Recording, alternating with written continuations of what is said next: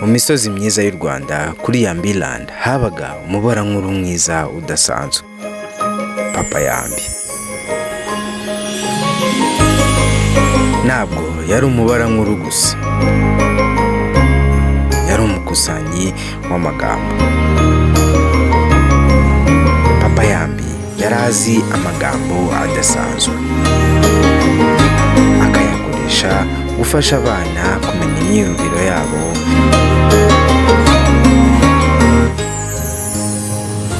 ibyo batekereza,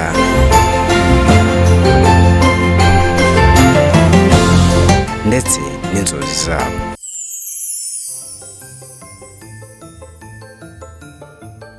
Papa Yambi! Karame! Aya magambo yose ari gukora iki ku meza yawe? Aya ni amwe mu magambo nkunda cyane. Ukunda? Yego! Uyakoresha iki? Aya magambo niyo nkoresha kugira ngo mpimbe inkuru z'abana. Inkuru z'abana? Yego! Urashaka ko ngusomera igitabo? Yego! Urashaka ko ngusomera inkuru? Yego! Ngaho rero nimba witeguye ngaho vuga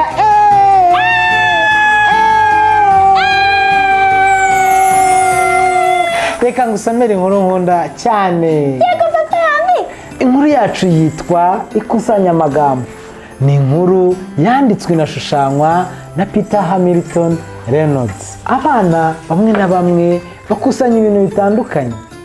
Bamwe bakusanya imifuniko y'amacupa, abandi bagakusanya ibiceri, abandi bagakusanya amabuye, abandi bana bo bakusanya ibishushanyo.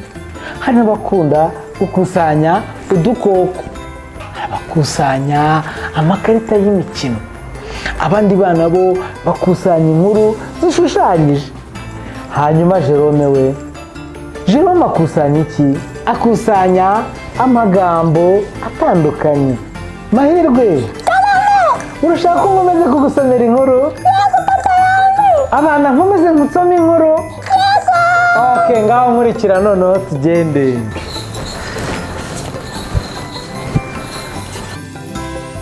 Ubugwaneza, malayika, ibyishimo. Yakusanyaga amagambo amwe n'amwe yumvise. Ubwo mperuka Rubavu, urugendo rwanjye rwabaye rwiza. Muri ayo magambo amwe yaramukururaga nk'imijyi y'ahantu. Yegeranyaga amagambo yarebye. Soma! Yambi! Uruhimbi! Amagambo amwe n'amwe yakomezaga kuza mu mutwe wiwe akayandika. Yakusanyaga amagambo amwe n'amwe yasomye. Gipupe cyiza, ukunda gusoma? Yego Papa Yambi, nkunda gusoma. Yego! Amagambo amwe n'amwe yamuteraga amatsiko mu yo yabaga yasomye. Papa Yambi! Ngwino! Hano abonye amagambo menshi meza, ngwino ngusomere.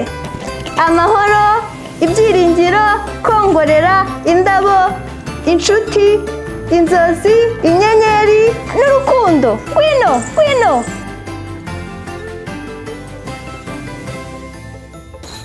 Tantine riri bite? ni byiza Papa Yambi, umeze neza? Neza, uri gukora iki?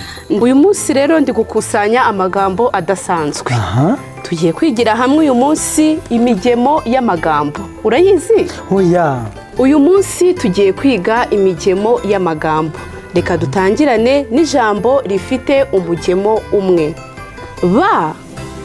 Dukome amashyi icyarimwe. Ba. Ijambo rya kabiri, Rwanda, rifite imigemo ibiri. Rwanda. Tujye kuri indi jambo, umudugudu, rifite imigemo myinshi.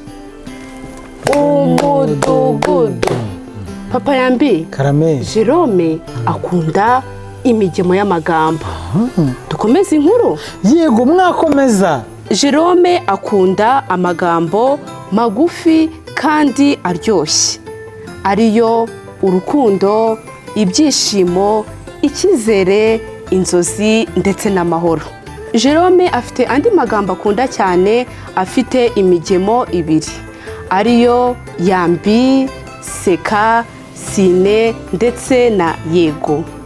Jerome kandi afite amagambo akunda cyane, afite imigemo myinshi yumvikana nk'indirimbo ariyo umwamikazi, umudugudu, gukirigita, kwishima. Hari amagambo atarazi ubusobanuro bwayo, gusa yari meza kuyavuga. urakoze cyane tantine riri, reka dukomeze inkuru yacu. Byiza cyane, byiza cyane. Umunyabwenge bite? Yego papa Yambi, imeze neza cyane. Umeze ute? Meze neza, ndabona uhuze. Urimo urakora ibiki? Ndi gukusanya amagambo nka Jerome kugira ngo mbakorere inkuru. Nuko rero Jerome hari amagambo menshi yakusanyaga asobanura kimwe nk'uko avuga. Jerome yujuje igitabo cye n'amagambo menshi agiye atandukanye yakundaga. Nuko ikusanyirizo rya Jerome ry'amagambo ryarakuze cyane, atangira kugenda ayashyira hamwe. Amagambo asobanura ibyishimo, ababaje, amagambo yihuta ndetse n'andi magambo agiye atandukanye. Nuko umunsi umwe ari kuyatwara, Jerome yaranyereye ya magambo araguruka ajya mu kirere. Nuko Jerome agenda atangira kuyatoragura, ariko abona ko ya magambo ye yari yivanze. Amagambo manini yari ari kumwe n'amatoya, amagambo ababaje ari kumwe n'asekeje, mbese amagambo ya Jerome yose yari yivanze. Karame! Karame! Ngwino rebe. Ndaje! Kinyange ari gukina n'amagambo. Ngwino. Noheri. Mbega amagambo meza. Noheri nziza. Yego! Mfite amagambo meza nk'uko Jerome akunda kuyamanika. Jerome yatangiye kumanika amagambo amwe n'amwe atigeze atekereza yuko yaba hamwe. Yakoresheje amagambo ye yandika imivugo, akoresha imivugo ye akora uturirimbo. Abana barishimye barabyina.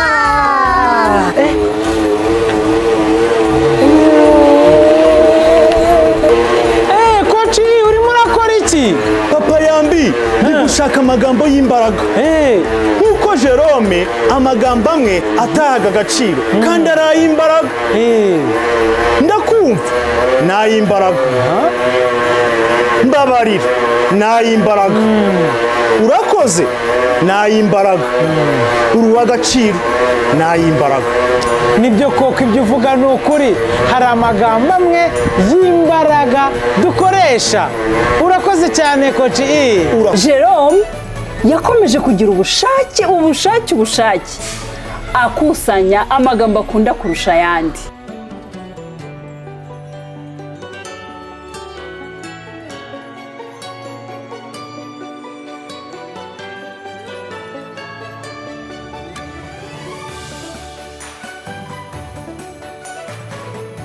Uko yarushagaho kumenya amagambo menshi atandukanye, ni nako yarushagaho gusangiza isi ibyo atekereza, uburyo yiyumva ndetse n'inzozi ze.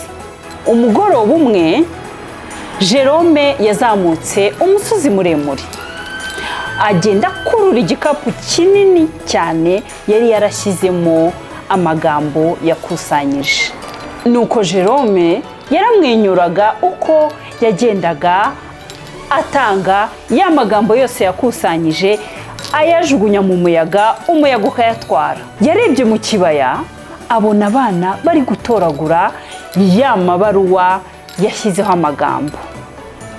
Abana bayatoraga banezerewe, bishimye cyane. Jerome ibyo byaramunejeje, biramunezeza cyane, ntabwo yari afite uburyo yabisobanura.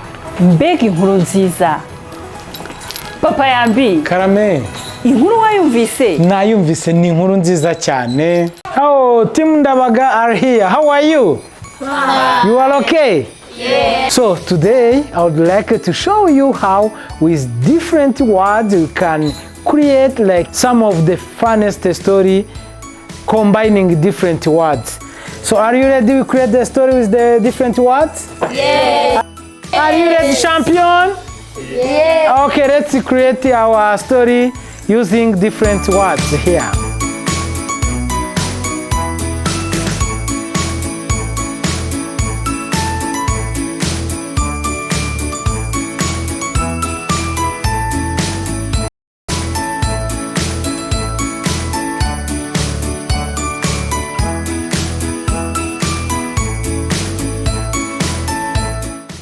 upon a time in Rwanda, there was a lot of sun. And the champion named Queen. she loved her bike. And treasured it. And then, one day, she saw a star in the sky. She whispered to the star, with love And hope. And peace. impano tubaha abana nk'ababara nkuru ntuke ibi ngibi shaka amagambo yawe bwite bwira isi yose uwo uri we nuko muzarushaho kuyigira nziza nziza